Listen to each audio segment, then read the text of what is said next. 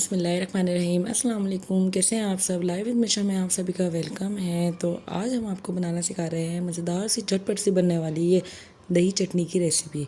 सबसे पहले मैंने जो है हरी मिर्च ले लिए हैं, 2 अदद हरा धनिया, ज़ीरा और नमक ले लिया है अपने टेस्ट के मुताबिक। देन मैंने इसमें दूध लिया है और दही लिया है। सबसे पहले हमने हरा धनिया और हरी मिर्च डाल के अच्छे से पीस लेनी है, लेकिन हमने पीसनी इस इमाम दस्ते में ही है। हम जूसर मशीन में भी आप पीस सकते हैं, लेकिन वो बिल्कुल रायते की शेप में आ जाइए। तो हमने पहले इसके अंदर हरी मिर्ची हरा धनिया डाल दिया और इसी के बीच में हमने ज़ीरा ऐड कर दिया। अच्छे से हमने इसको पीस लेना है, हाथ से ही पीसना है। और अब जितना हो सकता है बारीक कर लीजिएगा इसको पीस के। तो जो है अब आप देख सकते हैं हमारी जो चटनी है बिल्कुल बारीक से पीस के एकदम से तैयार है। हाथ से ही देख सकते हैं आप कि कितनी ज़्यादा बारीक हो गई है हमारी चटनी अच्छे से ना। तो मज़ीद अच्छे से इसको हम पीस लेंगे। और देन उसके बाद जो मैंने दही लिया था, दही थैली में रखने का मकसद ही यही था कि मैं आपको दिखा सकूँ। दही को अच्छी तरीके से थैली में ही रहने दीजिएगा, इसी तरीके से इसको फेंटिएगा ताकि इसमें एक भी लम्स नहीं रहे।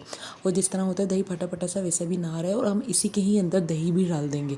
आप सोच रहे होंगे कि ये मैं किस तरीके से मतलब कर रही हूँ, तो लेकिन ये है कि आप एक बार ट्राई ज़रूर करिएगा। आप यकीन जानिए इतनी मज़ेदार होती है, जो कि हर सालन और हर दाल वगैरह हर चीज़ के साथ आप रख सकते हैं। कोई भी मेहमान है, आप झटपट सी ये चटनी बनाएं, रोल समोसे सबके साथ खा सकते हैं। इंतहाई मज़ेदार सी होती है। अब आप देख सकते हैं मैंने इसके अंदर ही दही डाल दिया था और इसको अच्छे से मिक्स कर लिया। अब उसका कलर भी देख सकते हैं कितना खूबसूरत है। तो इस दही चटनी में जो है पानी का इस्तेमाल नहीं होता है। पानी की जगह इसके अंदर जो इस्तेमाल होता है वो होता है ये दूध। आप देख सकते हैं कि ये दूध है जो मैं डालूँगी 4 से 5 खाने के चमचे, क्योंकि ये चटनी दही की चटनी जो होती है वो एकदम थिक होती है। तो इसलिए हम इसमें दूध ही डालेंगे, वो भी 4 से 5 खाने के चमचे बस। आप देख सकते हैं हमारी चटनी जो है मज़ेदार सी बन के एकदम रेडी है।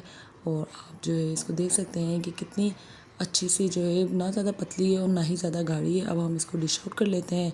आप बताइएगा कैसी लगी आपको ये झटपट सी बनने वाली दही चटनी की रेसिपी।